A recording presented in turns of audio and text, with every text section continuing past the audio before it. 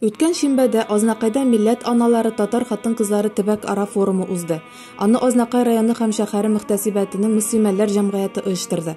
Районыбызда беренче тапкыр уздырылган мондый җыенда мәгариф идарәсе вәкилләре, укытучылар, ата-аналар, Ярчаллы, Әлмәт шәһәрләреннән Тукай Мөслим районыннан чакырылган кунаклар катнашты. Форумда бүгенге вазгыятьтә аеруча актуаль булган гаилә, балаларга дөрес рухи әхлакый тәрбия бирү, җәмгыятьтә хатын-кызларның роле кебек мәсьәләләр күтәрелде. Очрашуны район мөхтәсибе Азат Талибуллин ачып җибәрде.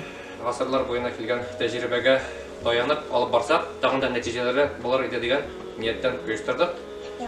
6 яшьлек Сәминә Шәрипова Муса Җәлилнең бишек җыры шигыре белән чыгыш ясады. Коръән аятлары укып, ихластан дуга кылып, барлык тамашачыларның күңелләрен хисләндерде. Шушы сүрәне укыганда әсил булган әҗә саклар, хөрмәтенә минемнең, әтиемнең, апаның, абыларның, барча мөселманнарның гөнаһларын кичер. Я Раббым, безгә иман байлыгы, тәүфик, хәерле гыйлем, сәламәтлек, хәерле озын гомер насыйп ит. Намазда булмаганнарны искенәрдә намазга бастыр. Нәсүшләрдән ашлык хәсәденнән, табигать бәла-казарыннан, шайтаннардан, тишүләрдән сакла. Илебезне, татар телебезне, милләтебезне, өммәтебезне, динебезне.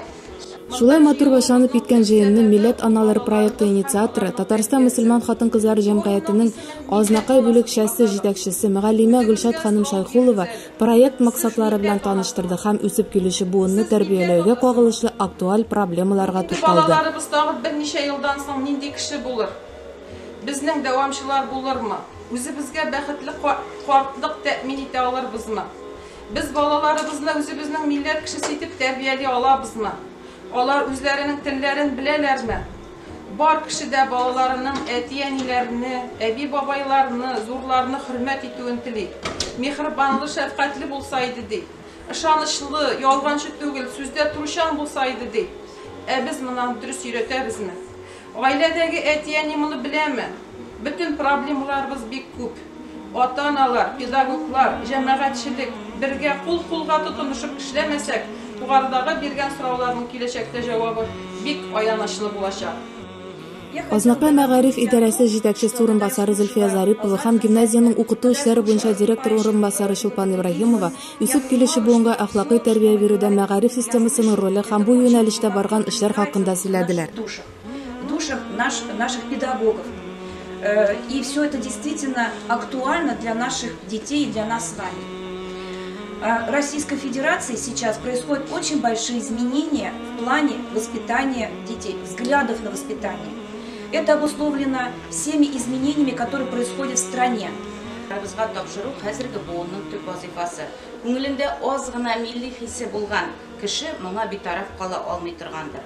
Хәзерге чорда радио, телевидение, интернет, урам йогынтысы балаларның агына рухына әдәпсезлек үрнәкләре сеңдергән заманда милләтнең гасырлар буена формалашкан тәҗрибәсе, әхлак кагыйдәләре югала бара. Бу фикер белән без килешәбез. Балаларны укытуда уникаль тәҗрибәгә, принциплары һәм эш ысулларына ия булган педагог һәм җәмәгатьчелек вәкилләре шулай ук үз чыгышларында балалар һәм яшьләрне тәрбияләү һәм сәламәтләндерү, әхлакны һәм туган телгә мәхәббәтне ныгытуның актуаль мәсьәләләрен күтәрделәр. Нишләптер әни әтиләр аның мәктәпнең бурычы дип әйтәләр. Фикерлиләр. Әхлак дәресләре безнең төрле этаплар узды. Чөнки бу бит инде бернинди нормативлар юк, һәм һәрбер район үзенә кабул итә, үзенең юлларын үзе таба. Әгәр инде безнең балаларыбыз 7 яшьтә мәктәпкә баралар икән, димәк, белем алу һәм тәрбия системасы бердәм булырга тиеш һәм янәшә аттарга тиеш. Без белем аша балаларда гомум кешелек кыйммәтләр формалаштырабыз. Менә шушы әниләр белән эшләгән вакытта, шушы әбиләр белән эшләгән вакытта бис сабыр. Атып бәреп акрасы килгән, әйтәсе килгән әйберләрне кирәк түгел бөтенесен. Сабырлык. Без мөселманнар нәрсә без белән күргән? Без үзебезнең сабырлыгыбыз белән бик күргән. Иң олы эш безнең зыян китермәү. Нинди генә эшне эшләсәк тә зыян китермәү дигән эштән башладык. Шулай бит. Балаларның телефон биргәндә дә сразу оговаривать итәргә тиеш инде. Ничә минут икәнен, потому что әле рухи яктан гына нинди зыян килгәнен беләбез интернеттан. сәламәтлек буенча да бик нык зыян итә. Шул Шиһабетдин Мәрҗанинең бер әйткән сүзе бар. Динне нәрсә саклый? Динне саклый гырыф-гадәт, динне саклый милли тел, динне саклый милли кием. Шуңа без үзебезнең татарлыгыбыздан оялырга тиеш түгел, үзебезнең милли киемнәребезне, кая барсак та безнең татар икәнлегебезне күреп торсыннар. Татарлыгыбыз белән горурланып, без бөек Болгар дәүләтенең оныклары, оныкчыклары икәнлегебезне безнең белеп торсыннар.